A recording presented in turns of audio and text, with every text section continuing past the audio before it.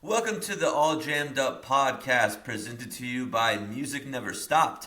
Today is Thursday, February 27th, and our guest is Andy Frasco. What are you doing, podcast for Lot? Yeah. Come be on a Lot podcast. Yeah, hell yeah, All Jammed Up. This dude's doing a podcast. If you want to be on some podcast, come do an interview. Good morning, fools. Welcome to the All Jammed Up podcast. I'm your host, Clint Dotson, and boy, oh boy, do we got a banger for you today. You heard it right in the intro. It's motherfucking Andy Frasco on the podcast, and the rumors are true, boys and girls. Mr. Frasco is just as cool as people say.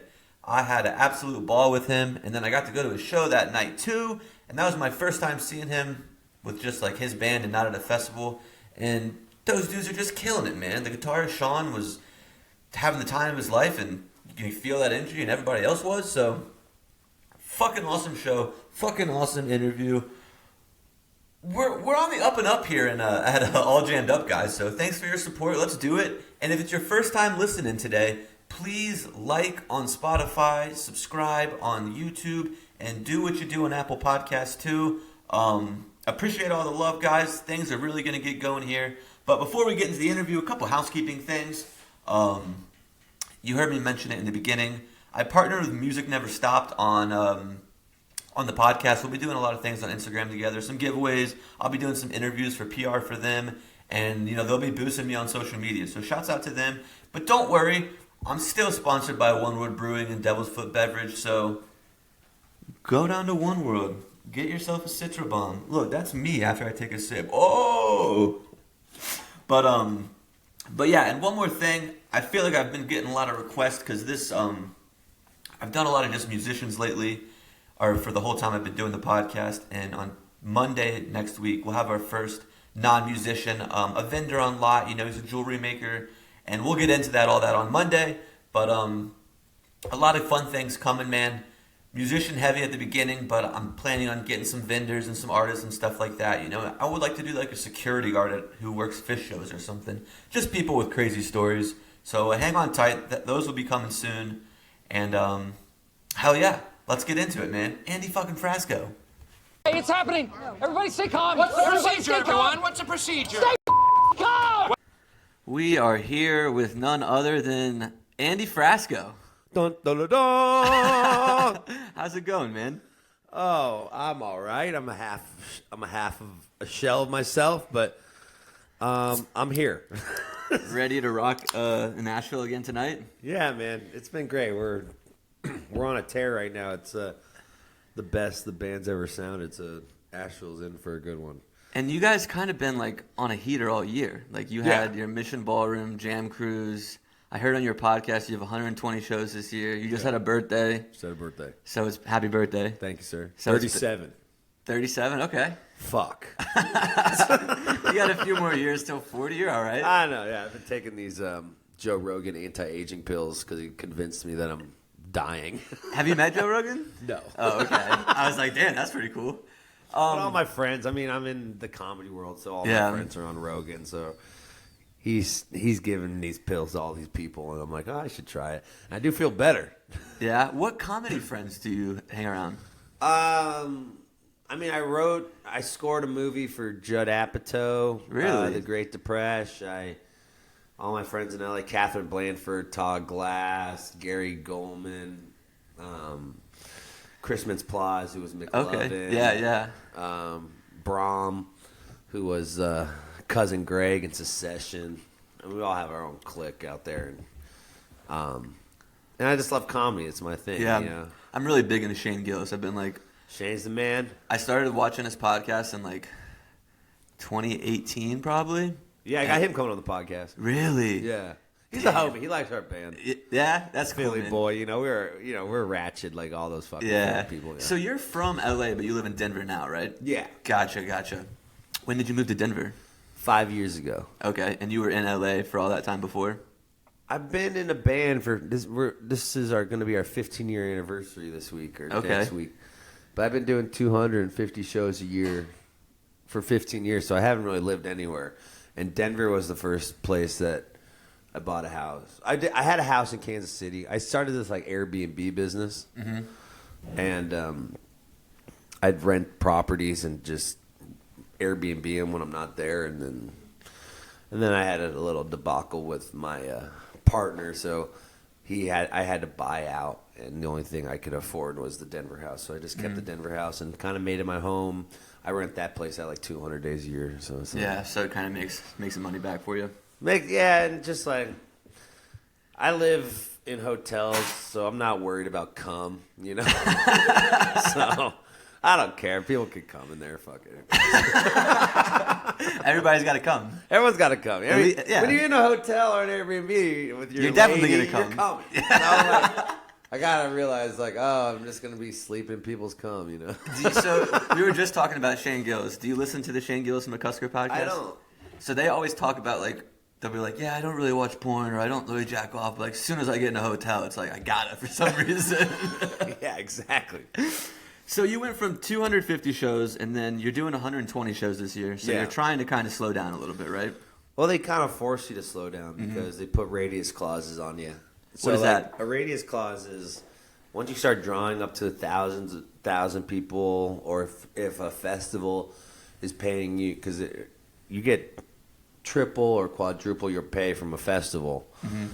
But because of that, they want you to draw from different states. So that means they're going to put a radius clause where you can't play 340 miles in a circle of the place you're playing when you're playing the big rooms, because they want you to draw. Yeah. So that takes off half your shows. Is that like a Ticketmaster venue thing? Like just It's a promoter thing. promoter thing? Okay. So, like, if they're going to pay you X amount of money, that's, like, the biggest money you ever gotten, they don't want you to play in the next town over for extra money. So, like, if you just played that Denver show, that was your biggest show ever, right? Biggest ticket, like, headline, yeah. So then you couldn't go play, like, I don't know, can't even think. Cervantes. You couldn't play that a week I could later. play Kansas City. Okay. I can't play Frisco, Colorado Gotcha. for 2 months or 3 months. I can't play Fort Collins. I can't play Boulder. Gotcha. So does that so that forcing you to slow down, it's kind of like you're having more success, so it's kind of a good thing? Yeah, I mean, the goal is to play less shows. Play more 6 money. shows a year. Yeah, they'll be like, what's up, Vegas? How you doing? It's Andy Frasco. We'll be playing at the 999 Prime Rib Special. No, but no, it's like, you see what Billy did. Yeah. Billy was 6 doing nights. 100 shows. Now he's doing 30. Yeah. Have Maybe you've more. had him on the podcast, right? Yeah, my new album, I got a song with him on it. Yeah. So a new album, when does that come out? Pretty soon, right? May 23rd. And you've dropped 2 songs so far. 2 songs. Try Not to Die and Crazy Things. Crazy Things. So that song, what crazy things has love made you do?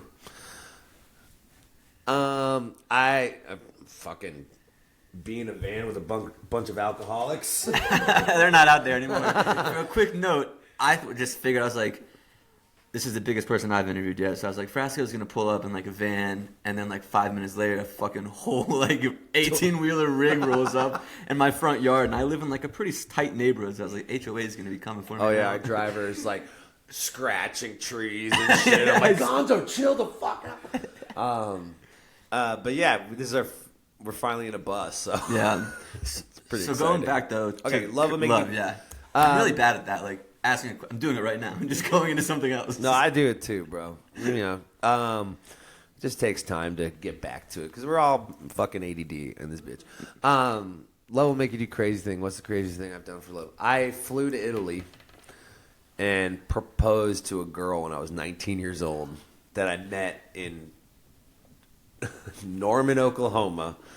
This fucking religious ass Christian girl. I am so thankful she said no. Because I'd be doing a 9 to 5 for sure. I don't know what was wrong, what was in my head. 'Cause I was like You were 19? Yeah, I was like a super big sex addict when I was in high school. And like, I would just like, and like I had sex with my teacher in high school. And I was just like I had intimacy problems. Because I didn't get into drugs like everyone else in high school. I just got into sex. And I just like was kind of just like burnt out from just having one night stands. Yeah. I think I convinced my brain that I need to do the complete opposite and marry this virgin Christian girl. And I flew out to. She was like a semester abroad in Florence, Italy, and I was convinced that some Italian is gonna bullshit her and marry her. And then, like, now I think back, she's fucking 19. This is like she's just there for college. But I was convinced. So I flew out there. How'd you come up with the money for that? I used to DJ bar mitzvahs. Okay. And I used to book band. Like when I was in high school, I used to manage bands and book bands. Okay. So I was making a couple $1,000 a week just booking bands. And that was a lot back in LA. You're old, man, so I'm just kidding. And then I had like $4,000 or $5,000 left from my bar mitzvah money. So I was like, I'm just gonna go and convince my buddy to come with me just in case, so I don't get like kidnapped. I've never been abroad before. And that's was that 20 years ago? So people didn't really have cell phones back then, right? 17 years ago, they had cell phones, but not like not like now. Yeah. Yeah, and then I proposed to her. She's like, I don't love you that much. I'm like, thank God. Thank God. I was hurt at first, and because I wasn't really a musician yet, because I didn't start playing music until after that moment. Okay. And I was just managing bands and stuff. And then I realized... what was that flight home like? Oh, fuck. Well, like, we would drink. It was the best. That taught me how to travel. Like, I started playing music because I love being everywhere. Mm-hmm. And Italy was... Because I am Italian, I felt so close to my roots. I was drinking wine. I drank so much wine before the flight. I was having acid reflux. Like that shitty wine feeling. Red wine and pasta feeling. Yep. Every day. I'm throwing up in the bathroom, and I'm like kind of like crying. Anytime I listen to this song now, I'm gonna hear you play it tonight. I'm just gonna be like, you know what this song's about, right, guys? I know.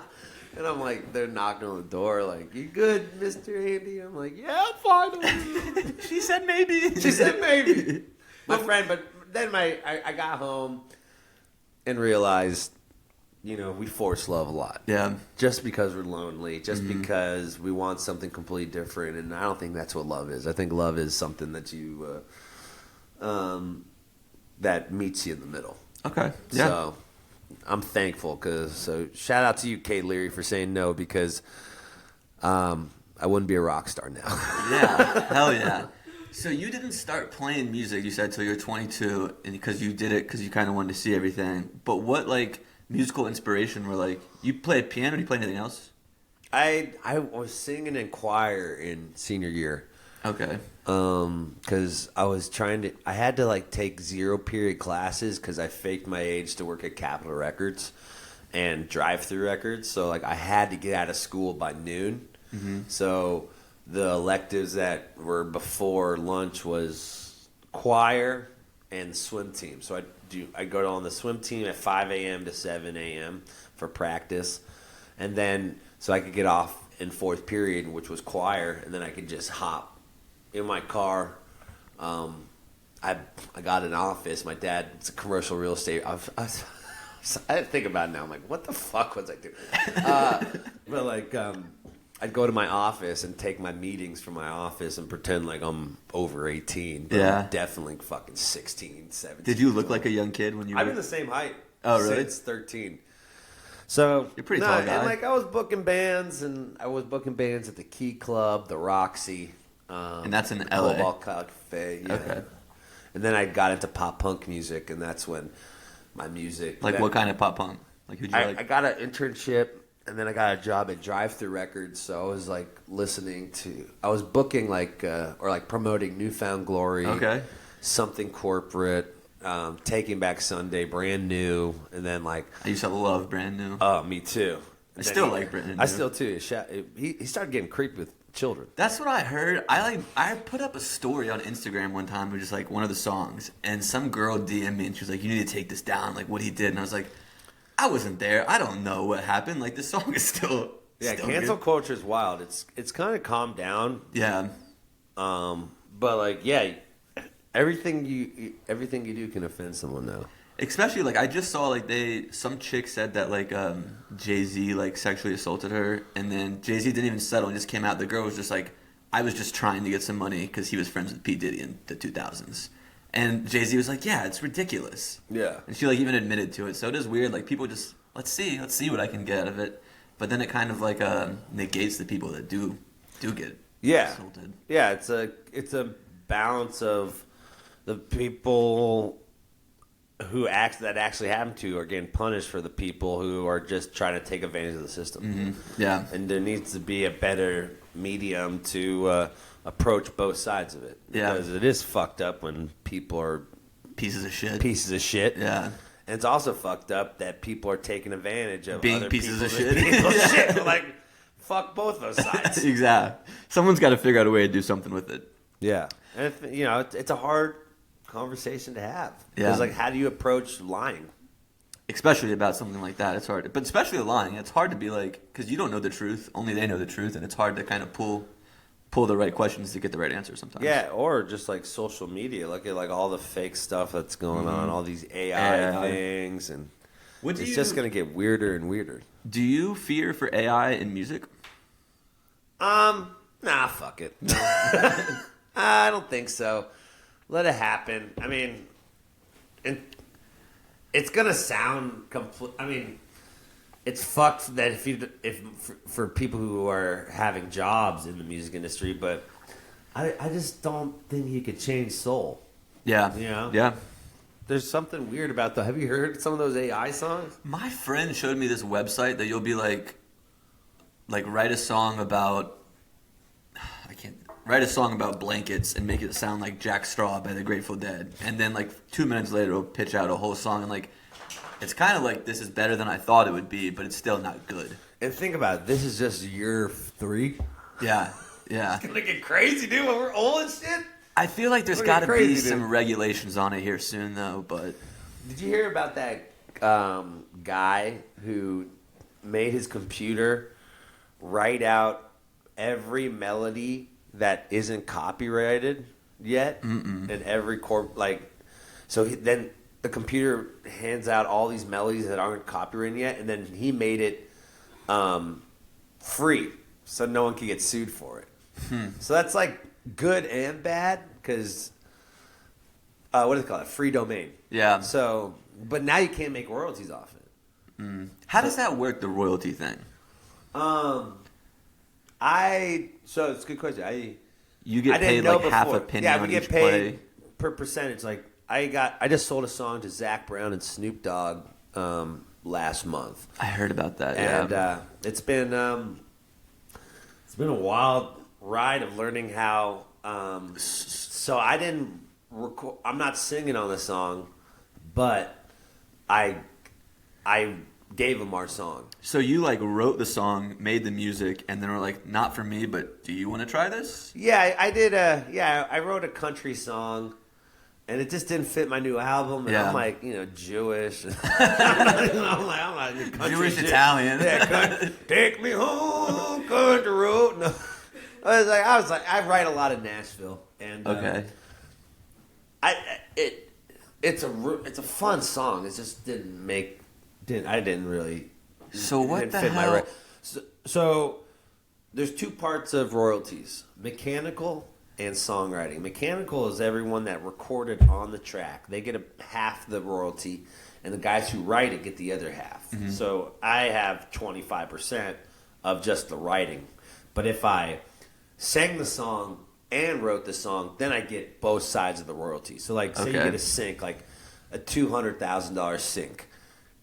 A sync is like a song in a movie, a song on a commercial. So they split that $200,000 into $100,000 for the writers and $100,000 for the mechanicals. Okay. So if you have both sides of the sync, then you make $200,000. So like in this example, I would get 25% of that $100,000 of just the writers. So 25% of that is $25,000. Do you get paid that like at once, or is it like over 18 months? Every month. Every month. Forever. It's like that's the goal, is to get that's the point of it. Mailbox money. Nice. So you could do less shows. And So not by have the to time you're play. like 50, it's like, I don't have to do anything. I just have this money coming in every month. Yeah, my buddy. Yeah, because right now, like, I have all my biggest song is "Dancing Around My Grave," and I get like a 6-figure check every month from that, which is sick. Yeah, I would say. Yeah, and then now that I'm like slowly, because I have 11 records, so now that I'm slowly recouping, all the other recouping means like once you pay back the label, then you start getting your royalties off it. Because you had to pay a certain amount of money for the label to get it out. So They paid a certain amount of money. So once they got paid back to them, then the percentages of royalties Got start it. circling in. So I'm mostly recouped on all my records now. So now I can see all the mailbox money coming. But Nice. it's 15 years of work. That's not like it happened overnight. Yeah, totally. Yeah. And it's like that's what musicians need to think about is this mailbox money because they don't want to be. I think of like George Porter, and he wrote all those meter songs, but he in his contract when he was a kid, he didn't get. They weren't giving him royalties, so now he's 80 years old, still gigging in fucking Kansas. Still, Yeah. I mean, you got to think about that now while you're young and happy and fucking vibrant. Able to do all these tours. Yeah, able to do all these tours because there's going to be a day where all these older musicians, you can't tour so much. So, like, you got to start thinking about mailbox money and royalties and try to get songs on syncs and stuff while your flame is still hot. Yeah. So you're not really like jam band music, but you're still like a big fish player in the jam band scene. I feel like you could have gone like put yourself in any genre of music and been like the person you are now. Why do you think you kind of stuck in that niche of the jam band? Because there's no real frontmen in the jam band scene. Okay. And I wanted to be. And people are going to say, "What about Trey?" I mean, he's a guitar player. Yeah. But like a true frontman, I think the art of frontman and just entertaining shows. There's not a lot of people doing it. Shouts And out Lewis from Kendall Street Company. I love that motherfucker. Yeah. Yeah. Oh he's the man. shit! Oh no, he's in Charlottesville. I was going to call him. Yeah, I just had him on the podcast. I love Louis, dude. I'm interviewing him next Saturday. I've been in that band since I was like 19 because I used to play at JMU where I went to college. Sick. So like I've always been like super into them. Brian was my second interview for the podcast. Those sick. guys are the man. Yeah, they're awesome. Yeah, Louis. We were just talking about this. Louis, like, there's not a lot of people doing that anymore. So I focused in on the jam scene instead of the other scene because I want to make my living doing live shows. Yeah. And that's the only scene where you could have a fan base, and if you never get a hit or you never get a big radio success, they're still going to show up to all your shows on a Tuesday, Wednesday, Thursday. So younger in my career, when I did my first couple festivals in Arkansas, like Wakarusa and like Harvest Fest, I was like, these fans are dedicated, and I don't even have any songs yet. Yeah. I'm just out there crowd surfing and slapping the bag of wine. People love that though. Like people just Yeah. want to like at the end of the day, people go to see music to have fun and like sometimes just get fucked up. Yeah. Like, so like you're kind of a vessel for that to them, like someone's energy they can feed off of. Totally. And then that was the first 10 years of my career, and then these last 5 years, I've just been taking songwriting seriously, where we're growing with our fan base. Like we all, it's like those college years where everyone used to get fucked up, and now we're all, oh, maybe we should go to therapy. It's like, maybe we should all just like figure it out. So I can't love get growing fucked up with forever. yeah, and like I'm not partying like I used to anymore. It's like, I asked him for a beer when he got here, and he asked for an espresso. So yeah, I'll clap to that. Let's go. That's pretty good. That's progress. That's progress. No, but yeah, I also don't drink during the day. I start drinking after like middle of the show gotcha. because I got too much shit to do. I run a podcast. I got my Airbnb. I'm selling a lot of these songs to people and getting involved in like the writing songs for country artists now, and then I make all my budgets for my band. So like I build the dynamics for the band and the budgets, and help my tour manager, and I run all the art for my band. So it's just too much. I can't. People think I just get fucked up all day. I'm like, no. Yeah. I'm working. I got shit to do, people. They just see social media though, and it's like, oh, here he is doing a backflip off the piano with a bottle of Jameson in his hand, and people just see that and they're like, that's yeah, they gotta judge be... a book by its cover, and like a lot of people just like don't realize that I have 80. I have 11 times 12. 132, I think. Yeah. Songs. So like they think I'm just like this like walking gesture, like hey kid, you want candy? You know? Yeah, there is like a lot of like hate, I feel like, towards you on like Reddit and stuff. I mean, Reddit's just a hateful place in the first place. Yeah, like, they all just jerk off in their parents' basement anyway, so I'll hate too. No, but yeah, I get a lot of hate. I mean, they just don't understand me. Yeah.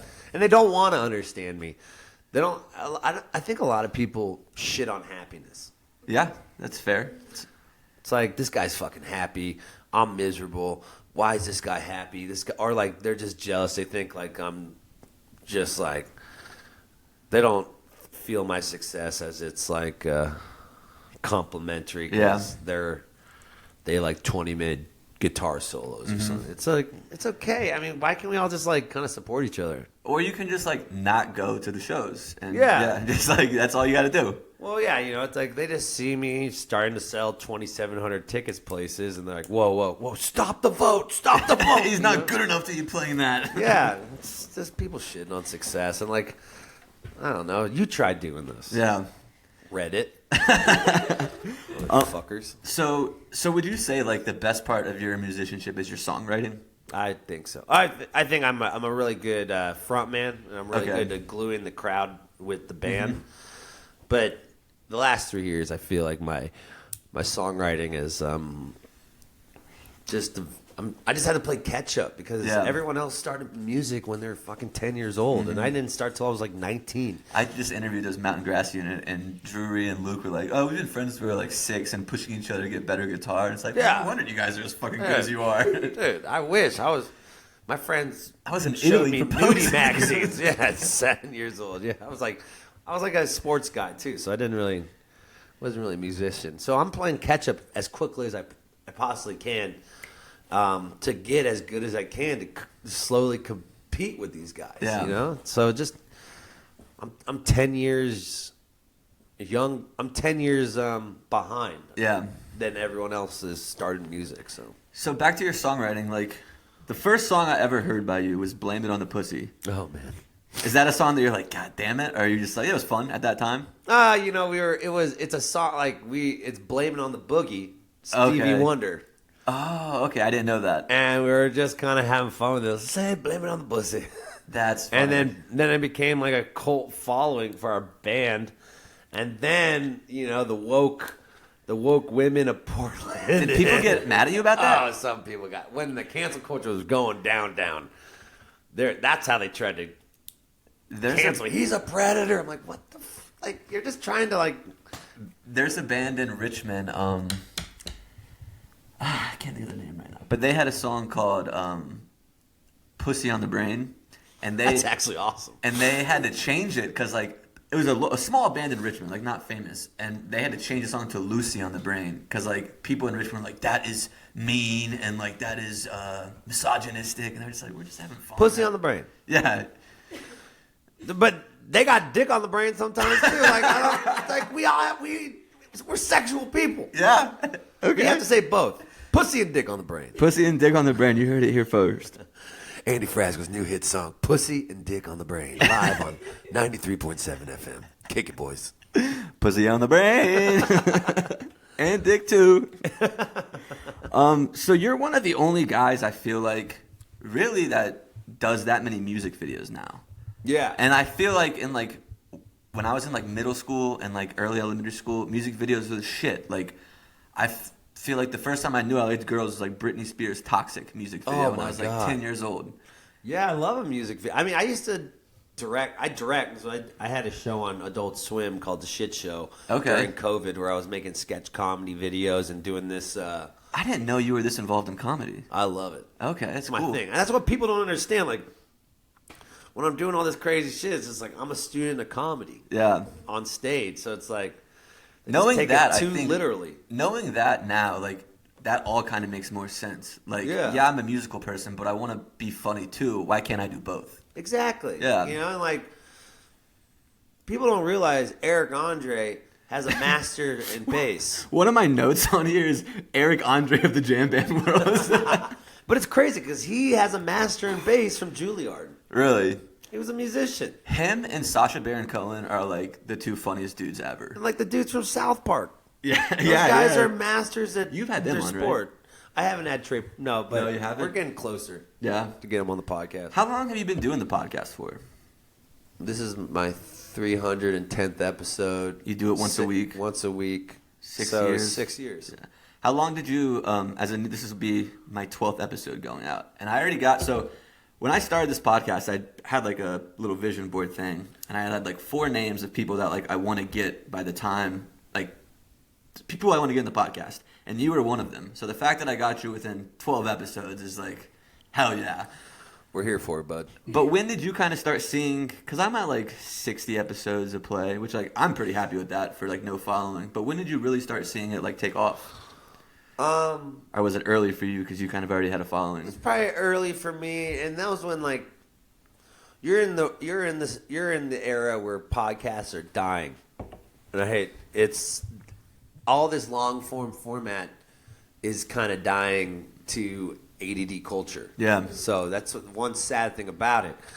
When I went in there when the podcast, when Rogan was fucking huge, when Shane was huge, Yeah. and they didn't have a music one. So like people were starving for a music interview podcast.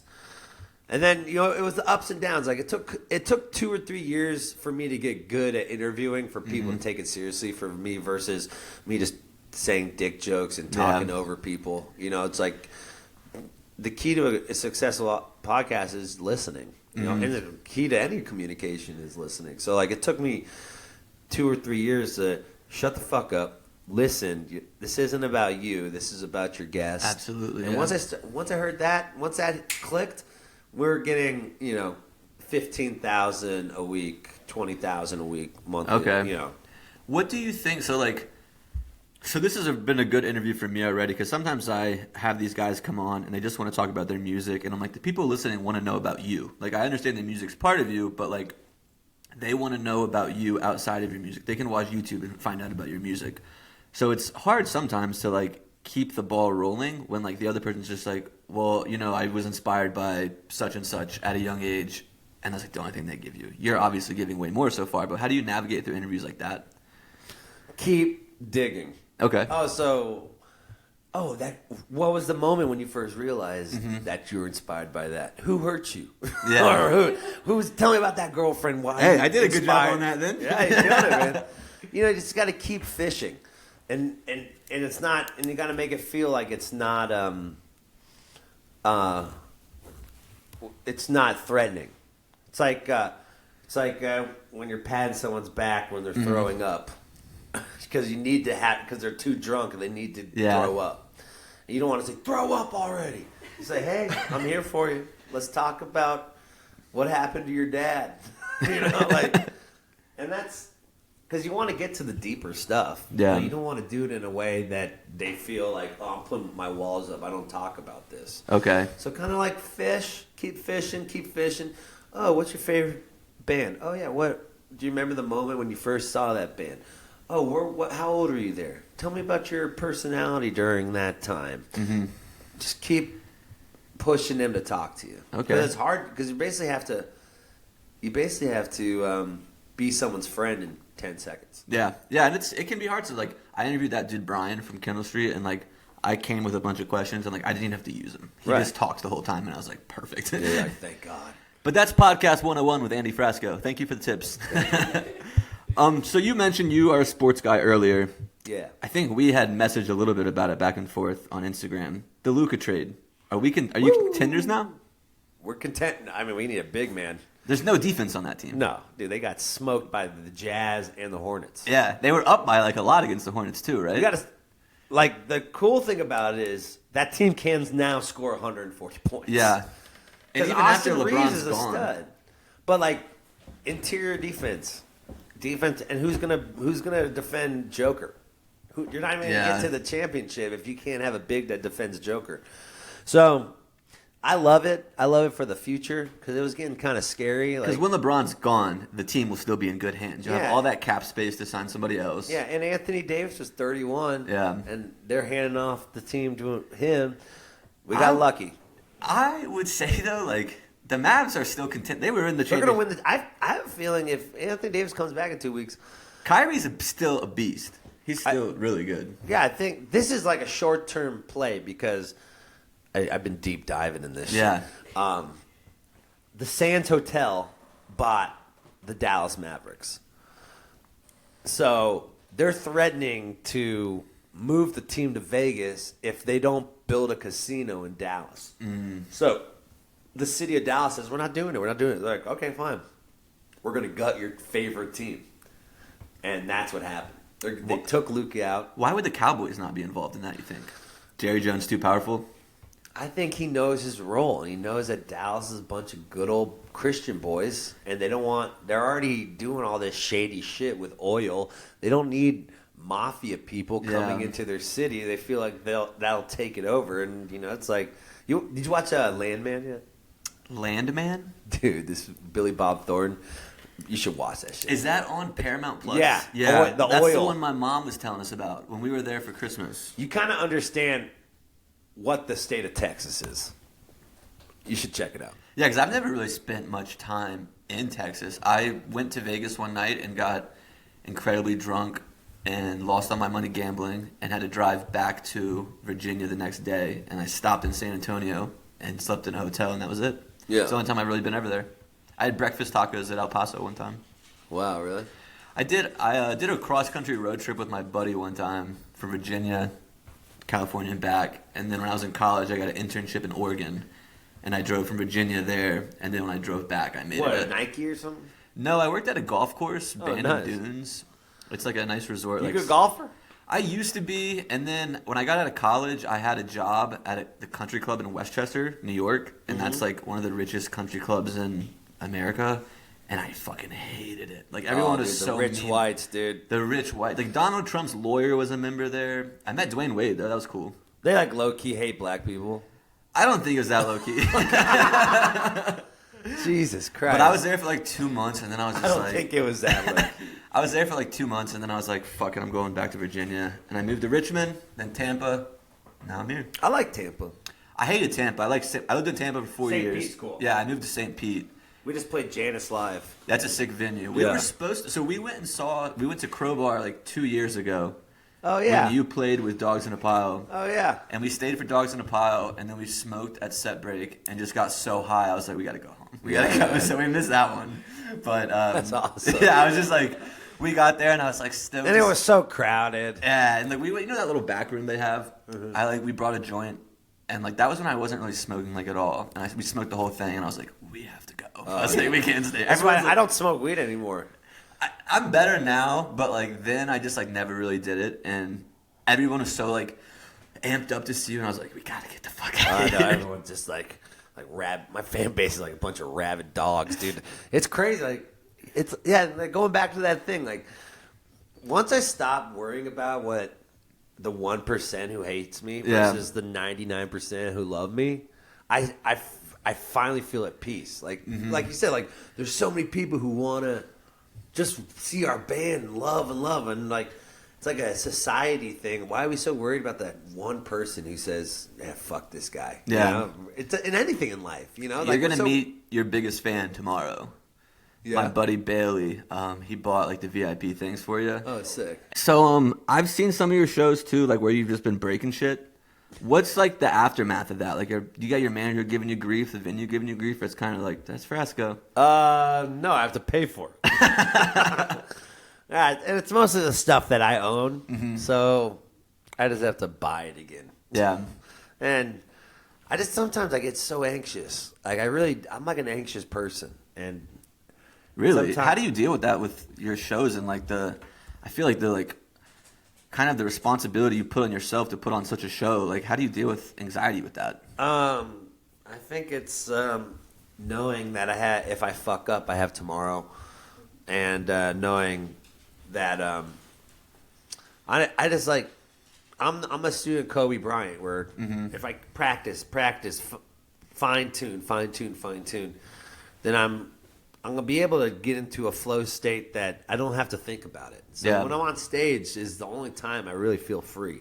Okay. And like open, full expression. Some days I'm a little fucking crazy from being strung out or something, and some days I'm cussing more than I normally do, or talking about pussy, or just it's like blame it on the pussy. Yeah, it's just I'm being on stage is like is the most present I've ever been in my life, and I cherish that, and that's like I think that's why I'm so balanced in my own head with departmentalizing all the things I have to do, is because I have that moment of 2 hours or 3 hours so I can just get all that shit out of me and start with a clean slate when I wake up. Yeah, and I think I kind of feel that way about like soccer. Like I still play soccer now, and like I'm a pretty like easygoing guy. Like, oh, you want to do that? Fine, we'll do that. But like when I own the soccer field, I'm like, we gotta win this game, and like I get really into it. And then as soon as the game's over, I'm like, sorry guys. Yeah. But like I just get into it sometimes, and it's like a place I can kind of just like let free, and like you let aggression out, kind of. Yeah. It's somewhere you can be creative too. So I can resonate with that. Yeah, it's my verbal vomit, or it's like when babies cry. Yeah. And they get it all out and they're happy again. That's my version of that. So when you were growing up in LA, did you get, and you're obviously a huge Kobe fan, did you get to go to a lot of Lakers games? Yeah. Yeah? Well, they were kind of expensive. When Kobe was there and Shaq was there, it was pretty expensive. And like I lived in northern LA, where it's like if you go, it's 40 miles to get to Staples Center. Which takes like 2 hours there? Fucking forever. Yeah. So I watched every single game, but like I went a lot the pre-Kobe, like Nick Van Exel, Cedric Sabalas, Vlade Divac. When I was like in second grade, third grade, my dad used to take me a lot when he was making a little more money. And then Kobe came into town and Shaq came into town, and that's when shit got expensive.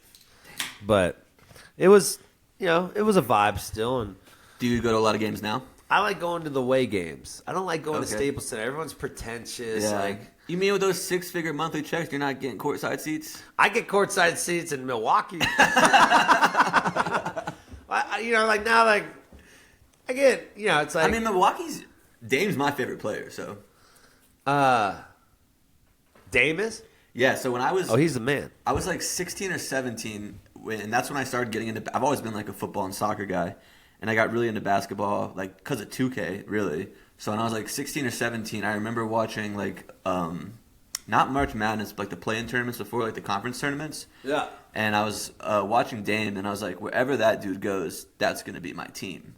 So I was a big Blazers fan for a while. And then when he left, I kind of just – I don't really watch as much anymore. It's kind of, like, hard to watch at times sometimes now. I watch playoffs. I feel bad. He's a good guy. Yeah, I like Anthony Edwards. That's like probably my favorite player now. My favorite player. He's a shit talker. Dude, that Netflix documentary is so funny. Oh, my God. He's like, my baby mama. And then that was when he was pregnant with the stripper, too. And he's like, I'm playing the game. Get the fuck out of here. Yeah, with his parents. Or with his family. So I just thought about that. 6-figure. No, I get a 5-figure. Okay. 99,000. No, it's like 10,000. Okay. It's not crazy. When you said 6 figures, I was like, this dude is killing it. 6 figures a month. I didn't realize. Yeah, my brain's not working. I get about 10,000 a month on royalties. Yeah. Still pretty good. Yeah, for being a champion. Yeah, for sure. What was I gonna say? Just talking about basketball. Oh, I saw this thing with Anthony Edwards the other day, and it was Anthony Edwards, Joel Embiid, and Barack Obama. And Anthony Edwards walks up to Joel Embiid and Barack Obama, and Barack Obama's like, Ant, he says that he shuts you down every time he plays. And Anthony Edwards just looks at Obama. He's like, what we're going to do is we're not going to do that shit. You know that's a lie. And I was like, this like 23-year-old kid just talking to the president like that. Dude, I like Anthony Edwards quote. It was like, hey, man, come to France. Like, I ain't going to fucking France. I'm sure there was an N-word after that, too. Exactly. He drops it more than anybody. Oh, yeah. So I listened to the podcast, and you and Nick, the past few podcasts, have been talking about the greatest rock bands in America. Yeah. So is it American rock bands or just bands? American rock bands. So I have here this thing I saw Tom Morello put on Instagram. Forbes magazine top 30 rock bands of all time. Give me your consensus 3 first before I read this. I think we can agree Grateful Dead won. Grateful Dead. I think. Fuck. I got convinced that the Red Hot Chili Peppers is one. That's her favorite band. Yes, dude, thank you. Yeah. Finally someone. Yeah. I mean, I'm LA, so it's like, and I'm convinced that now. But also like American songwriters, I would say Bruce Springsteen, Tom Petty. Tom Petty's the one I can get behind. I'm not huge into Bruce Yeah. Springsteen. That's like from music from my grandma. Yeah. She's not even Well, like American. generational music, you know. I guess that's fair. Like I think the Grateful Dead's music from my grandma. You could say that too, I guess, yeah. So this one says Led Zeppelin, not American, right? Those guys? Led Zeppelin's not American. Yeah. Beatles, not American. Queen, are they American? Not American. Pink Floyd? Not American. So Jimi Hendrix. Okay. He's fifth? Yeah, he's I fifth. like that. Rolling Stones, not American, right? Not American. Van Halen. Not American. I can't name a Van Halen song. I don't think so. No. Take me to the jungle. No. That's a Guns N' Roses. Fuck. I don't know if I can... Every rose has its thorn. I think that's also... No, that's Poison. Fuck. Yeah, I don't know if I can name a Van Halen Keep song. going on this list. This is fascinating to me. Eagles. Okay. Fuck yeah. I can get behind that. My get cousin behind Brandon's that. the Great biggest songs. Eagles fan of all time. Metallica, number 9. Oh, I didn't even think about Metallica. That's for sure. AC/DC, not American though, right? American. Fleetwood Mac, I can give. American. I can get behind I that. get behind that. Black Sabbath, I get behind that. eh. But they're not American. Oh, they're not American either. The Who, Not American. The Doors. Look how many fucking... Yeah, it's crazy to think that. The Doors are American. They're Because from now LA. it's like, if you were to think, well, I was about to say, think now like the 5 biggest artists, and I would probably say like Drake's up there, not American. Not American. Ed Sheeran's not American. Look at all these bands from Australia. King Gizzard. Have you listened to Mild? Dude, they played at Halloween this year. Oh, dude, they were on Jam Cruise with us. That might have been one of the best shows I've ever seen. They Mild. played right before us. That was sick. How was Jam Cruise? It's always a lot. Yeah. Yeah, it's so much. Is it an older crowd? It's like, I mean, people. It's for people who can afford $3,000 a ticket. Is that how much it is? It's expensive. Damn. But it's all inclusive. Yeah. Everyone's fucked up. Yeah. Yeah. Yeah. Is it more drinking or more drugs? Are they pretty lenient with the drugs? I mean, I got detained. Tell us that story. Okay. Well, I talk about drugs on stage. I'm like, I've never seen so much drugs being brought into Mexico. On stage, It came out of my nose. and then I got flagged, and then I got pulled out On the cruise or after? No, after the cruise. Oh, okay. Did you have anything on you? The goal? No, I didn't. No. So I was like, oh hell yeah, I'm cocky. I'm like, check it. everything. Do it, Want my man. asshole? I'll do whatever. I'm like, check everything. And then they knew, it was crazy. It's a new world right now because all the tariffs and shit. And Yeah. but yeah, you say ketamine once on stage, and all of a sudden, I'm like, damn, this is like the Gulf of Denver. So Dogs in a Pile was there. Did you guys? Those are my boys. That was my second interview. Jimmy Law. He's the fucking man. He's the man. He is super cool. Jersey. I bet. Tell the Jersey boy you don't like Bruce Springsteen. I forget that because isn't Billy Joel from up there too? Yeah. That's another one that could be on that list. Probably. He's Long Island. On Long Island, not in Long Island. I learned that one of my. On Long Island. Yep, I learned that in an interview not too long ago. So you did a Limp Bizkit cover with those guys? Yeah, break stuff. Yeah, that was fun. Yeah. And then you do that other cover, Teenagers by My Chemical Romance, and you mentioned it as like Jam Goes Acoustic or something. Yeah. And when I was a kid, I used to love like the Pop goes acoustic. punk goes pop, or rap goes punk. Yeah. Those were really awesome. What kind of covers do you like doing? Do you do a lot of covers at your shows? We intertwine a chorus inside our jam songs, but I've been doing less covers. I like to do. You got Sean 132 likes songs. Led Zeppelin. He'll do like the Ocean. That's your guitarist, right? Yeah, Sean? or they'll do like Vaseline, like some of the heavier stuff. I like doing like Stevie Wonder, the band. My Chemical Romance. We're gonna do a brand new song Tonight? Last Chance to Lose Your Keys. No, we're still working on it. And then I like all the pop punk stuff. I like the heavier stuff. A lot of Rage Against. I like covering Rage Against the Machine. That would be sick if you guys Bulls did on that. Parade. We do. Can you guys do that Kill tonight, It in please? the Name of. I think we did it last year. I don't think we can this year. Pop punk. My first concert was Bowling for Soup when I was in third grade. Hell yeah! My mom got her best friend to take me because she was like, I know what their music is. I'm not going with them, but I bought the tickets for you guys. Take them. That's awesome. Oh, Bowling for Soup. They were awesome. And Motion City Soundtrack. Remember them? Is there like Something in White, one of their albums? Yeah. Oh, fuck. I forgot. Yeah, I can't. I haven't listened to that music. I still listen to Brand New. I listen to Foxing and the Front Bottoms a lot. Who's that?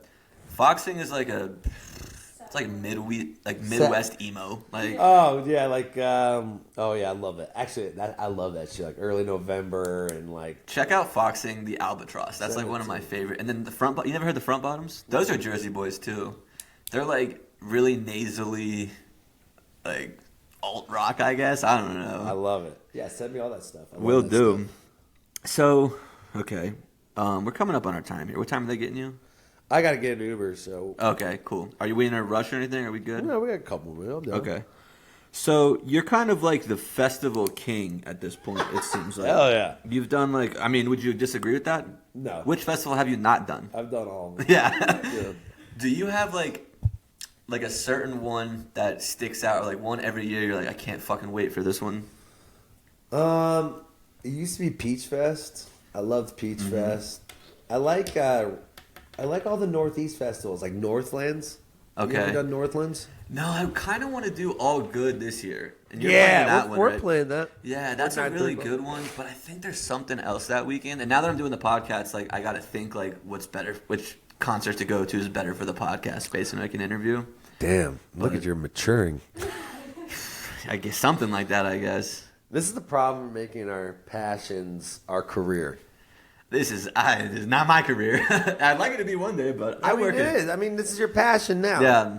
And for you to think about your passion in a way where you're just going to music, now you're going to music because you want to benefit your podcast. That's fucking awesome. That means it's going to happen. Thank you. I appreciate that, man. That's really nice to hear. It's been like it's been really fun. I've really, really been enjoying this. And like the reason I started it, and for the people that listen to the podcast, I think I've said this 3 times now, but I've been like going to so many shows and I want to like get more involved in the scene, but I'm not a musician and I'm not an artist, but I do sales. So I was like, I fucking set meetings and talk to people all day that I don't care about. Like I don't care about semiconductors. Right. So I was like, there's got to be a way I can set meetings and talk to people I'm interested in. Right. And then maybe something will come of it, but if not, it's still like I still had Andy Frasco in my house talking about pussy. So Let's go. No, man. It's like, yeah, it's like, did I think I'd ever interview Tony Hawk about his video game? You know, like. when you interviewed him, did you talk about like his drugs, like drug use at all? No. He was a little bit, but nothing. I like heard that his like addiction was Molly. He was just doing Molly all the time. You could tell. You could tell when people do a lot of Molly, their eyes. Yeah. Because they don't sleep, so like you could tell like the bags under their eyes. From Molly and cocaine. I'm going to start looking at it. Let's look at a picture now. It's like crazy to think like I couldn't do Molly that often. Like I do it once and I'm like, I'm good for a little bit. I wake up with like a sore jaw for 2 days. Tony Hawk. But I think it was mentioned on like he had like some documentary on Hulu or something where they talked about it. Yeah. He's still hot. He's old now, isn't he? Old.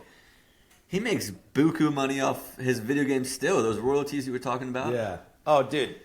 Well, he's the one inspired me not to take the front end. So when I was selling my song to Zach Brown, they say they'll buy you out for first, or you take the back end. Tony Hawk luckily took the back on end his first video game and made $500 million.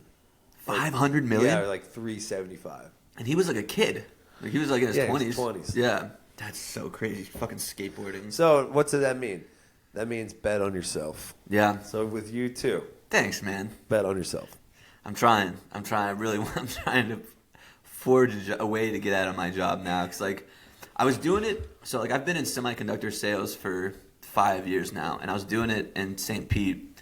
And I was like, when we moved to Asheville, we saved up quite a bit of money. And I was like, I'm going to get out of that. And then we were supposed to move up here. And then Helene hit. And it hit in St. Pete. Fucked our house up there. And we couldn't move here yet. And then I couldn't get a job for, like, 3 months. So I was like, all right, I have to just go to, like, what I can get a job in because, like, we got to start getting money. And then I'm just, like, back. We moved to a new place to, like, get away from it. I'm just, like, back to square one. And that's kind of why I started this. I was like, maybe, like, I'm trying to start booking stuff for, like, my friends so I can get, like, some experience of that and, like, grow my network a little bit. Yeah. But it's just, like, I don't know. I feel behind, I guess. But it is what it is. You'll figure it out. Appreciate that, man. Just keep fighting for what you believe in. Well, I don't think I do want to go back to music videos. Oh, yes. You started talking about how you work you are like the director of them, basically. I love music videos. I think they're the most fun part of music sometimes. Yeah. And what was the one we were watching the other day? Were he was a drag queen? Yeah. You do you. Yeah. It was sick. Thank you. That was like the funniest and like best music video. And I also wasn't someone that listened to your music all too much, but I have been since moving here. And like, you have the image of the party boy, but your music is like some of the most uplifting and like positive music out there at the moment. And I don't have a question. I just had like, I love music videos. I want to go back to I just love a lot of my other inspirations are like Wes Anderson. I love Wes Anderson. I love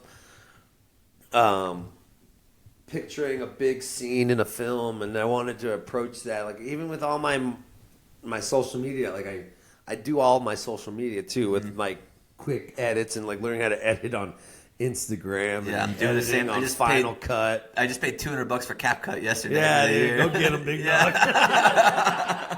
I love visual. I've always been a visual guy, and I don't know. I think people get lazy. They just like, I'll just play this song live. Yeah. Like, let's be a little more creative. What was that like process like? Like, so that one specifically is crazy. Like you are in full drag singing. Yeah, RuPaul's makeup people. Yeah, so people didn't realize that was me. I didn't think it was for like the first couple times. Yeah. We were debating it. We were like, is that him? Like, that can't be him. Like, it doesn't look anything like him. And then we're like, that's the point. Like, that's kind of the point of it. Yeah, exactly. What was your thought process though behind like you do use the song, okay, and then you're like, was it just like I'm gonna be a drag queen and sing it in the dive bar? No, they're banning trans. Oh, is that when that one came out? Was that time? Okay. And I want my manager at the time, my day-to-day manager, was transgender or is transgender, and I wanted to make an homage to they and their friends, that I have their full support, and a lot of people are just kind of shooing them away, and like that was like the first era of Trump, right? And then I'm like, that's not tight. I'm not gonna. So I'm going to use my platform to try to support whoever I can. You know, that's just what I want to use my platform for the right reasons. You know. Hell yeah. So one thing that just came up too, the social media, the clips.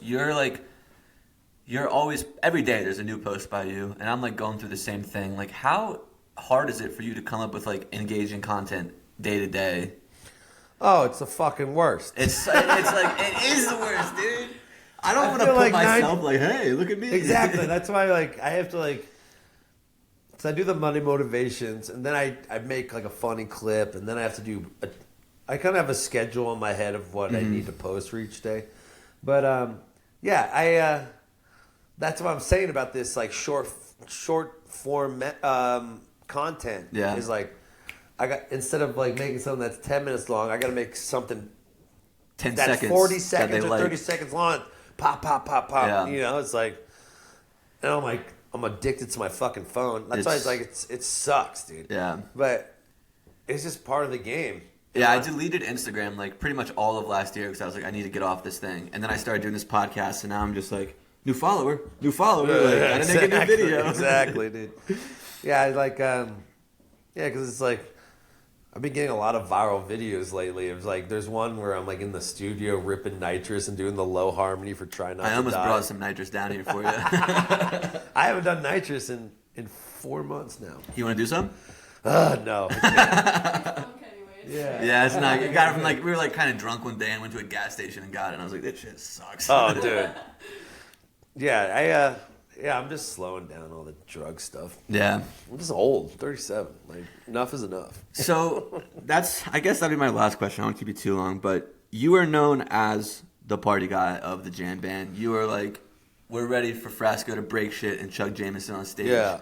You're actively trying to get away from being that person, right? Right. What does that look like for you? And like, is it kind of like an identity struggle almost at times? Or like, what does that look like for you? I think growing into the new form of yourself is going to come anything, because people perceive you. Like, do you have friends who can't get over how you were in high school? Yeah, it's the same shit. Yeah, like I saw Frasco when I was 19 years old. He was on one knee in Italy in the crowd, and fuck. I'm like, well, and then I realized you got to realize like that was almost 20 years ago. So it's like, I'm just trying to I'm just trying to find a show that I could do for the next 20 years, And sometimes that's hard. Like, you want to grow yourself, and the people that are around you are like, no, we want you to we like what you are now. Like, don't grow. And those aren't your real friends. Yeah, and I'll still throw a crazy party. Yeah. I'm just doing it on my terms now. I'm not doing what they expect me to do anymore. I'm just kind of over doing things that people want me to do versus what I want to do. And that's when I want to write songs. I want to slow down the set. I want to uplift. I want to inspire, and I don't want to be a shtick. A shtick, because that was fun for the young years of me. But now that I'm actually a better songwriter, I want people to remember me as a songwriter. Hell yeah! I think we should sign off on that. Let's go, baby. That was legitness. Yeah, it was. Huh? Welcome back, everybody. Hope you enjoyed that interview with fucking Andy Frasco. Now we have Chloe's Corner. Not as exhilarating, but we're here. So for the people that don't listen to the podcast and this is your first time listening because of Andy Frasco, every Thursday on the episode, me and my girlfriend do a little segment at the end called Chloe's Corner, where she has a few things that we talk about. And the floor is yours, sweetheart. Well, the first thing I want to talk about, I was on the phone with my mom on the way home from work today, and she told me that I need to stop saying the F word. So that's mission number one. And she told me... On the podcast? Or like in real life? On the podcast. Why does she care? Because she listens. And she also said, I have to stop calling you dude. She said that I need to find a more affectionate name. Fuck that, dude. Fuck that. That's what I said. I was like, but I call him dude all the time. What are you call me Snookums baby or something? Yeah, she was like, you need a more loving nickname for him on the show. I was like, it's not a nickname. I just call you dude. You call me dude. You call me man. I don't know if I call you man. I call you man. Maybe if I'm like, come on, man. But I'm not like, hey, man, you want to... so much. Hey, man, you want to come get Chipotle? I don't say that. We probably do say dude back and forth a lot. For sure. And guess what? I'm going to keep calling you dude, and I'm going to keep saying fuck, all right? Sorry, Mom. It's Sorry, just what Nikki. I fucking do, dude. It's just how it fucking goes. We love you, though. I do love you, Mom. Andy fucking Frasco. Okay, so we interviewed him... Go off, Queen. Saturday, yeah. Saturday. And we went to a show right after. And I hadn't been to a Frasco show before. Hot take. I think their jam. I think they're jam. I think they're a jam band. I think they're a band that jams, but they don't like improvise jam. I think if that makes sense. That whole thing was I guess. I felt mean, like. yeah, because they brought that. They bring out the saxophone. They brought a mandolin player, or a fiddle player. They brought a sax guy. Dude, I guess, yeah, you're right. Jammed crazy. And again, I hadn't seen Andy Frasco before. He just lets them shine. That is like not an Andy Frasco show. He is like, I am a vessel for these a good time talented musicians. And he said that in the interview too. I think like, I was like, you guys have been killing it lately. This is the first thing I said to him. He's like, yeah, the band's been the best it's ever been. He wasn't like, I'm the best or we're the best. He's like, the band has been the best they've ever been. I do remember. His guitar player, Sean, is like, that's next to get on. He's gone. Yeah, I gotta hit up Frasco. Andy, we want Sean. Yeah. He was so crazy. He reminded me of I still haven't looked up what character it was. That character on from Guitar Stranger Hero? Things. Oh, I was thinking about the dude on Guitar Hero. You know, like on Guitar Hero 3, there was that one guy that was. It was the like guy that headbangs. Yeah, that's what he kind of reminded me of. Yeah. That's funny. Is Guitar Hero the one where you go against the devil? That's Guitar Hero 3, yeah. Because you play like The Devil Went Down to Georgia. Yeah. That's like one of the ones you do. That's the one that threw the fire and the flames. And it's like, on Expert, it was like impossible. Is that the one with Barracuda? Mm-hmm. Okay, yeah, that is the one I had. Slow Ride. Oh, Paint It first... Black probably was on there, yeah? That might have been Guitar Hero 2. Oh. Guitar Hero 3 was the best one, though. It had When You Were Young by The Killers, too. Oh, yeah. Yeah. I also had Rock Band, and they had I never played The that one, Middle really. by Jimmy Eat World, and I used to rock out on that song. I used to go in on fucking The Middle. I never really played Rock Band. But I will stand firm in my statement that I do think Andy Frasco and the UN, they jam. They are a jam band. Okay. Chloe's Corner. This is a Frasco house. Yeah. I mean, like, everything. I had so much fun. Just, like, him walking in here and, like, he hung out for a little bit. He hung out for a little after. Had 2 coffees. Liked our dog. Like, I gave him a ride back to the venue. He's like, I'm going to take an Uber. And I was like, I can give you a ride, man. And I gave him a ride. And, like, in the car, he was, like, nothing but encouraging to me. Like, he was... Great guy. Great dude, all around yeah. Great guy. This is an Andy Frasco house. I'm a big fan. I won't miss a show within... What's the radius that he can't tour within? It's like 300 miles or something. I was going to say 270, but it might be 300. That is very specific. I don't know why I think that. I don't know why. Yeah, I don't know why I thought that. 59 miles. Yeah, I don't know. I will not be missing a show within... outside of that radius that he's not allowed to play. We should go to Richmond. Like, they're doing the River Rock Festival, and it's free, and it's Frasco, Mountain Grass Unit, Dan and the Fan Band. Basically, an all band of the festival. Let me see if I can find it real quick. Yeah. I think Candle Street might be in it, too. And that's in Richmond? Yeah, and it's free. Damn. They could just put on free festivals like that? Well, it's put on by Dominion Energy, so I don't know if, like... That's where the headquarters is. I'm pretty sure the headquarters is in. So it's in May, not August. I was very wrong. Oh, well, that's good then. Gives us a little more time. Mm-hmm. Oh, well, we have Dark Star Jubilee in May, right? Mm-hmm. So Friday's Mountain Grass Unit, 8 to 9:30. It's free. And then Saturday is Andy Frasco and Michaela Davis. I don't know who that is. Andy Frasco is free. And then Sunday is Dan and the Fan Band and Suggesting Rhythm. Oh. So that's a pretty fun lineup. All free. And there's some other bands here that I don't know too. So we just round up the fellas and go have a 3-day weekend? Yeah, if you're listening, Naifong, we might see you there.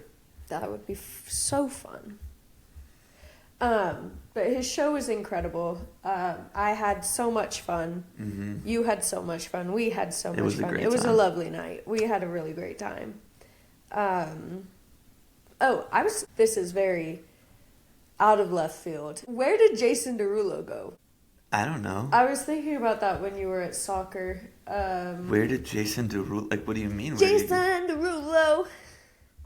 Where is he? He's probably, like... Still making music? He released a song in 2024. Let's go to his Instagram, see what we got here. And does he still wear his cool hats? No, I'm looking at his Instagram here, and it's kind of the first picture he's shirtless. A lot of provocative pictures of the woman. Oh. So yeah. Okay, so off the deep end. Good Yeah. to know. I don't know if off the deep end, but That was just had come to my head. Charlie Crockett released another song from his soon-to-be album. Really like this one. Game I Can't Win, I believe it's called. I think you're right. Yeah. So I will be honest, a lot of the times when he releases his title tracks, they don't get me immediately. So Lonesome Drifter, I like, but I think his albums, he always has like kind of a story behind his albums. And so his title tracks don't always grip me. But this new one, Game I Can't Win, I do really like. Again, he only puts out hits. Yeah. This album's going to be fire, so that's cool. Another, small name mention, Nick Shoulders. Is he just... Okay, so I... Give some backstory to this, because I don't think a lot of people know who Nick Shoulders is. So, Nick Shoulders, I found him when, like, the beginning of COVID. I was following this, like, Instagram page, Western as fuck, and sorry, Mom, it's their name. Come on, dude. And they posted and he's, like, from Arkansas, and he does, like, warbling, so, like, whistling, and kind of sounds like yodeling, but, like, Southern. I only got to see him once, and I think he just announced that he's gonna stop touring, and that makes me kind of sad. But I don't really know. So what I gathered from that, he made a long Instagram post, and it sounds It's like 6 slides. He's a very good band owner. I don't know. Yeah. I don't know, like with the band front. So it's Nick Shoulders and the OK Crawdads. And he like paid for everything for his band members and gave them a per diem on off days. And he was just like, it's not financially feasible for me to do this anymore, but he's still going to be touring. So I would imagine he's just going to do like a solo act, or probably like one other person with him, or maybe just more regional touring instead of nationwide. How far away are we from Arkansas? Arkansas? It's the same thing, but it's Arkansas, yeah. Arkansas. Mm-hmm. How far are we? I don't know. Like, Probably. what is regional to Arkansas? It's like southwest of us. It's east of Texas, I believe. Northeast of Texas, yeah. So it's right next to Tennessee. It's probably not too far from us. He'll probably go into Tennessee. I would still see him solo. I think his whistling is super cool. There was a period where I was trying to work on my whistling because he is so talented, and I was like, I want to have a talent. So I was working on my whistling for a long while. But I've never heard you whistle. well, the problem with being an autoimmune baddie is I don't have spit, and it's really hard to whistle without spit. So, I can't whistle unless I breathe in.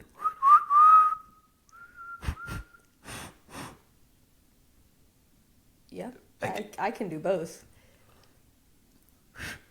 I don't know. When I learned how to do it, I was breathing in, and that's like not sustainable to just do it for more than 5 seconds. I'm better at breathing in than breathing out. Breathing out is harder. But I was practicing. I think I just heard Kid jump off our bed because of that. Yeah, here probably. He comes. Here he comes. Oh. Hi, monkey. And that quickly becomes Kids Corner. Kids Corner. Come here, monkey. I do think I had something else I wanted to discuss. Let me whip out my telefono. Oh, yes. In the podcast, Andy Frasco was naming some of his top American rock bands. And the first name that he put out was Red Hot Chili Peppers. The people that know, I will always forever be a diehard Red Hot Chili Peppers fan. That is mine and my mom's band. Every time they are in town, I will be there. Anytime they are close to town, I will be there. That is my band. And no one else agrees with me. I get made fun of quite a bit. You say that like I'm some like Red Hot Chili Peppers, and I never said you. Everyone makes fun of you. I think the Red Hot Chili Peppers are like a great band, but to say the best American of all time is a stretch. Well, and then you went through that list. Could you name any of them that were American? They Grateful were Dead. all from England. They weren't on that list. No, That list you but pulled up. They were all English bands. So I think I would know because I am English. So I would know rock. And I say Red Hot Chili Peppers. So I can get behind like the Eagles. I can get behind Tom Petty. I don't know a Tom Petty song. Yeah, you do. I used to have an... Breakdown. What's that? Breakdown? Breakdown. That's what I can think of right now. I only know Richard Petty by Billy Strings. Girl on LSD, that's a fun one. And then Stop Dragging My Heart Around, Stevie Nicks. Oh, stop and dragging my that's Tom Petty and Stevie Nicks. heart Fleetwood Mac's another one that you would put in there. Didn't Tom Petty cheat on Stevie Nicks? Don't hate the player, hate the game. No, I hate the player if that's what he's I don't doing. know what happened. I think Stevie Nicks was kind of all over the place. Yeah. Yeah, that's fair. I can see that. Supposedly, too, I heard about this on some podcast. I can't remember what.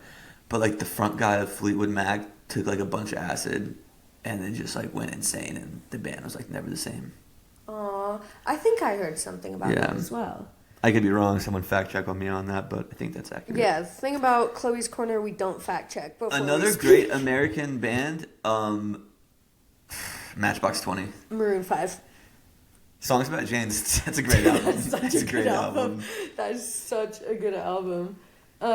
She Will Be Loved. Beautiful song. She will Sing it, baby. be loved. Matchbox 20, though, is a sleeper great band. I think we should bring back Nickelback. I No. think we should bring back Green Day still tours. They're not American, though. They're not American? I believe they're Canadian. They have a song called Don't Wanna Be an American Idiot. Yeah, I just figured they were saying that. I'm pretty sure they're Canadian.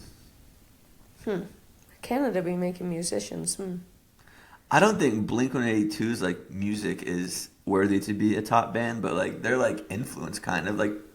I feel like every middle school, like at least when I was in middle school, like everybody liked Blink-182. No, I agree. I think Blink-182, Green Day, Foo Fighters could Okay. all be kind of same category. But when I you- fuck with the Foo Fighters. I'm anti Dave Grohl. How do you say his name? Grohl? Grohl, I think, yeah. I remember Sam made fun of me once. He was like, Grohl? Dude, he texted me today. Sam texted me today. So he rides a bike like to work now. Yeah. Bicycle? Bicycle. He fell off his bike. Where? I don't know. He I literally. picture him taking that turn, like, away from the cabbage patch. And he was like, he going on texted the me. gravel. He said, "I fell off my bike today. I was so hard." I said, "No way. Did you get all fucked up?" Nah, I just scratched my hands a little bit, but it was a scene. Scratch my handle? His hands. He must have really felt Yeah. brace himself. So if you're listening, Sam, sorry, buddy. Miss you. I'm not. That's funny as hell. Big boy, take a tumble. Love you, Sam. Miss you. Hopefully see you soon. Yeah, when would that be? He's not gonna tip her though, is he? No, but we're gonna go stay with, or at least I'm gonna go stay with him for a couple days. I'm not invited. Well, Where am I supposed to go? I have no car. We're I'm sleeping just- in the same car. I'm telling you, I'm going. Like, I don't know if you're gonna stay. Okay, with I'll him. find my way. This is why I call you dude. You're like, well, I'm gonna be at my friend's house with my car. You find a way from Swanee to your mom's. No, that's not what I was saying. That is crazy. You just said that to me. I wasn't It's saying on. it like. It's on camera. It's all. I'm gonna cut this part. Just don't. I'll tell. What else we got? Anything? Yeah. I want to debate more bands with you. We haven't done that. Do you like Weezer? I'm like neutral, I guess. I saw them in concert, and that might have been one of my favorite shows. Like if I went to a festival and Weezer was playing, I'd be like, yeah, we can go see him. But I Yeah. wouldn't be like, But I need to go see Weezer. it probably would end up being a Sublime situation where they play at midnight, and we're like, I don't want to be up that late tonight. Yeah, that was like on Saturday though, like the third. That was late into the week. It At that was. point. We had been there since Tuesday. Yeah. I don't blame us for not seeing Sublime. What other bands would be? Oh, okay. I mean, the people who won't probably would say Fish. Yeah. I do would like to see Fish. I listened to their 1995 whole New Year's Eve show today, and it was very good. Shouts out Hannah for. That's what I was just about to say. Sending it Shouts to out me. Hannah. Yeah, I would like to see Fish. We will this summer. Chicago. And we're also gonna. Ooh, Chicago Fish, Charleston, Panic. you heard it here first, people. I think that's Chicago what we Fish, should do. Charleston Panic. Find us on Lot doing interviews. Yes, so we haven't been to a Panic show either, and I'm very excited for that.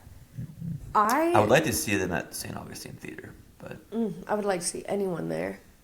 that is the best lot like ever. I wish when we went we had more time to explore. Because we also didn't go, like we got there like an hour before the show. Yeah, if we had that. to get in, and then we were running around for a bit. We were trying to catch up on our drinking. Oh yeah, because the show was at like 8, and we got there to the Airbnb at like 6:30 probably, right? Yeah, and then we had to immediately call a car, an Uber is what they're called. And then when we got home, everyone's phone was dead, and we couldn't remember the code to get in the house, and we were all just on mushrooms, and we couldn't get in the house. Yeah, some old dude gave us like a quarter for free. That was nice. That was nice. Me and Grace, I think we ate the chocolates, and you guys ate the... At fucking midnight, that was dumb. Yeah, we were up for a while. That was one of our You were music... really sick too, I feel like, that day. No, weren't that you? was Cody. Cody was really No, I sick. thought you were like had a cold or something. I always have a cold. There's Yeah. always something. I probably did, because that was pretty early into our relationship, and I was sicky sick. Yeah, you were sick First, a like, lot. 6 months of our relationship. So I probably was... Probably. But then we ran in the ocean for a bit at nighttime, and we watched 6 hours worth of music videos on the TV, and I was fixed. We watched the... Tracy Chapman Fast Cars, always. Yes, but no, we watched the Watch It Fall music video. Or no, Watch It Fall or Everything's the Same. The one... Now that I'm saying it, there was a video Veggie played. Oh, it's, I was like, I don't know if I can say it, but... it's like Spooky Black, that white rapper kid with the do-rag, and Cody was like, turn it off! That was crazy. Yeah, that was a good one. That was a fun The night. people listening who aren't our friends, like, who are all these people? Yeah, I'm on a ramble kick. I haven't seen you all day. I know, yeah. I worked my 12-hour shift. I got up at 5:50.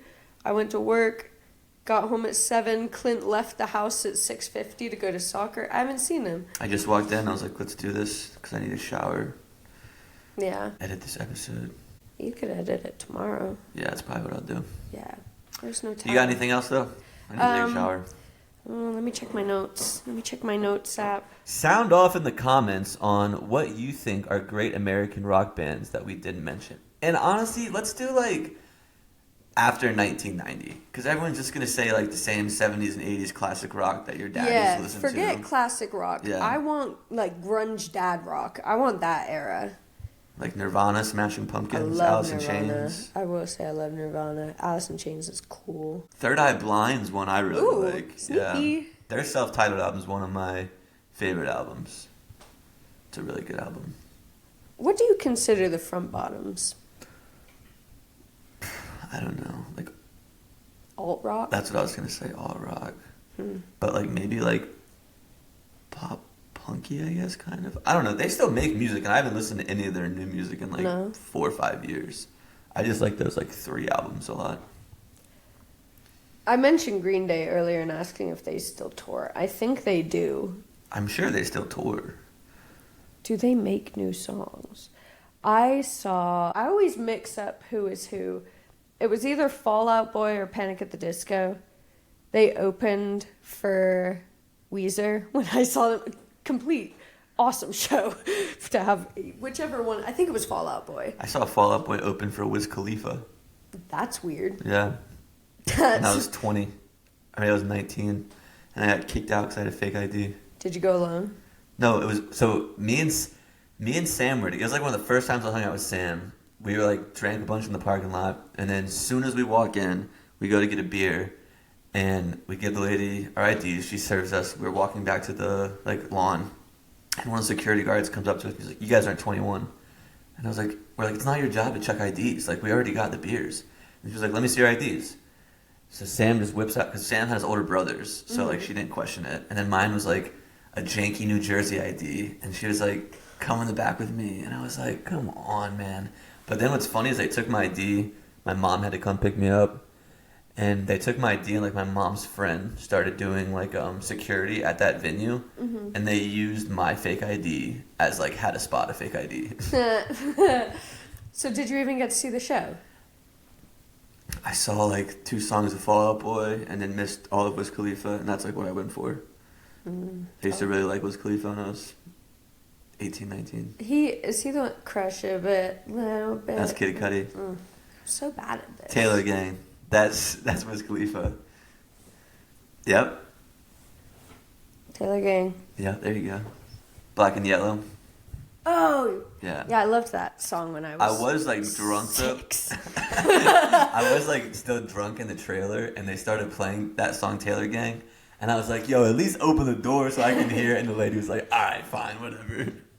She was very nice when I got into the trailer, but the lady who brought me there was a real piece of work. Yeah, I was gonna use a nastier word, but no bad words in Chloe's corner. New rules. I think that's it for me. all right. Well, Smoke. yeah, guys. So if you're still listening, thank you guys. Make Thanks sure for to sticking like, around. follow, subscribe on the YouTube, Spotify, Apple Music, all that good stuff. And we got some more fun interviews coming next week. We got an Asheville local, a jewelry maker. Loves to follow Billy around, Stephen Barry. And then I can't remember who's Thursday, so we'll leave it there. You guys have a great weekend, and remember, wherever you are right now is exactly where you're supposed to be.